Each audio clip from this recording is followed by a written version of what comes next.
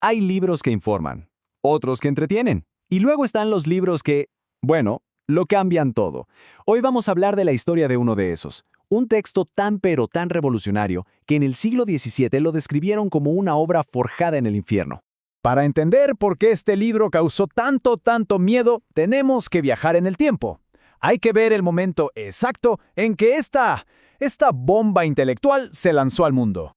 Imagínense la escena. Estamos en 1670, en Holanda, que en ese entonces era un verdadero centro de comercio y de ideas. De repente, de la nada, aparece este libro, el Tratado Teológico Político. Nadie sabe quién lo escribió, no tiene autor, pero lo que dice adentro provoca una explosión inmediata.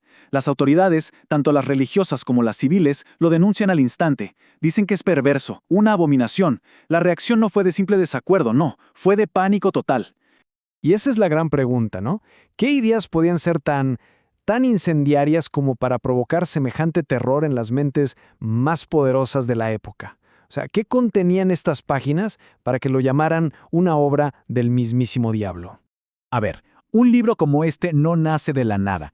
Para entender de dónde vienen sus ideas, primero tenemos que meternos en el mundo que lo vio nacer, la Holanda del siglo XVII, un lugar mucho más turbulento de lo que parece. Y por supuesto, tenemos que conocer al hombre que se atrevió a escribirlo en secreto, Baruch Spinoza. En esa época, en el siglo XVII, la República Holandesa tenía fama de ser como un faro de libertad en Europa. Era ciudad de oro, un lugar donde el comercio explotaba y, en teoría, también el pensamiento. Filósofos, científicos, gente perseguida de todas partes de Europa, todos iban a buscar refugio ahí. Esta línea de tiempo nos pone en contexto rapidito. Vemos la independencia de España, el ascenso de un gobierno más laico, pero ojo con la última fecha, 1656. Ahí lo vemos. Baruch Spinoza, que era hijo de refugiados, es expulsado de una forma violentísima de su propia comunidad por sus espantosas herejías. Esta es la primera pista de que la famosa tolerancia holandesa tenía límites muy, pero que muy claros. Porque esa es la realidad. Esa tolerancia de la que tanto se hablaba era increíblemente frágil.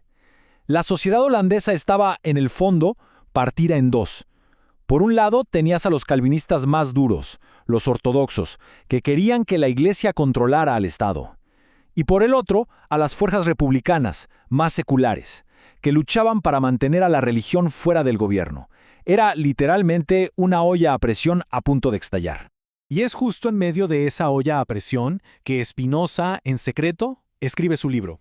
Así que, bueno, vamos a abrir sus páginas y a ver, punto por punto, cuál es la anatomía de este escándalo. Lo primero, y quizás lo más chocante para la gente de la época, Spinoza dice que la Biblia no es la palabra directa e infalible de Dios. Sostiene que hay que leerla como lo que es un documento histórico, una colección de textos escritos por distintas personas en distintas épocas y cada una con sus propios intereses y limitaciones. Hoy esto nos suena a crítica bíblica, algo normal en la academia, pero en 1670 esto era dinamita pura. Después, Spinoza se mete con los milagros. En lugar de verlos como intervenciones divinas que rompen las leyes de la naturaleza, él proponía algo muy distinto. Un milagro es simplemente un evento natural cuyas causas todavía no entendemos. Para Spinoza, Dios es la naturaleza, así que las leyes de la naturaleza son las leyes de Dios y son inquebrantables. Y su tercer gran golpe fue directo a la religión organizada. Spinoza afirmó que la verdadera piedad no tiene nada que ver con seguir ciegamente dogmas y rituales. No. El corazón de la fe para él era algo mucho más simple y profundo.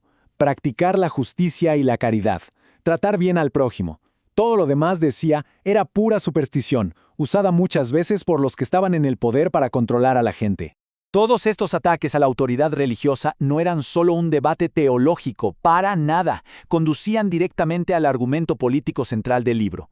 Y este era quizás el más peligroso de todos, una defensa radical de la libertad de pensamiento. Lo que hace Spinoza aquí es, básicamente, trazar una línea en la arena. Separa dos mundos que hasta ese momento estaban totalmente enredados. De un lado, la teología, cuyo objetivo según él es la obediencia para poder salvarse, y del otro lado, la filosofía, que usa la razón para buscar la verdad. Su conclusión fue revolucionaria. El Estado no tiene ningún derecho a meterse con el pensamiento, y la Iglesia no tiene ningún derecho a controlar al Estado. Entonces, aquí está el punto clave. Para Spinoza, un Estado que es de verdad fuerte y seguro no es el que le impone una creencia a todo el mundo. Al contrario, es el que garantiza la libertad de pensamiento y de expresión para todos sus ciudadanos. La diversidad de opiniones no debilita al Estado, lo fortalece. Este es, ni más ni menos, el fundamento de la libertad de expresión y de la separación entre Iglesia y Estado. Pero, claro, atreverse a pensar así en el siglo XVII no salía gratis. Publicar estas ideas, incluso sin poner tu nombre, tuvo un precio terrible, tanto para el libro como para su autor. La reacción fue tan rápida como feroz. Primero, la condena. Las autoridades de la Iglesia, de todas las ramas, pidieron que lo prohibieran ya. Luego, en 1674, llegó la prohibición oficial. Y aunque su nombre no estaba en la portada, todo el mundo sabía que Spinoza lo había escrito. Esto lo obligó a vivir el resto de su corta vida como un hombre marcado y en peligro constante. Esta cita del propio Spinoza nos revela su motivación. Él no buscaba destruir por destruir, sino entender. Su objetivo era aplicar la razón de forma honesta y sin miedo a la mismísima fuente de la autoridad religiosa y política de su tiempo. Fue, sin duda, un acto de un coraje intelectual inmenso. Es increíble pensar que las ideas por las que Spinoza arriesgó su vida son ahora pilares de muchas de nuestras sociedades, pero su lucha nos obliga a hacernos una pregunta un poco inquietante. ¿Cuáles son las ideas forjadas en el infierno de nuestro tiempo? ¿Qué pensamientos nos asustan tanto hoy que preferimos no enfrentarlos? La historia de Spinoza nos recuerda que el precio de la libertad de pensamiento siempre ha sido alto,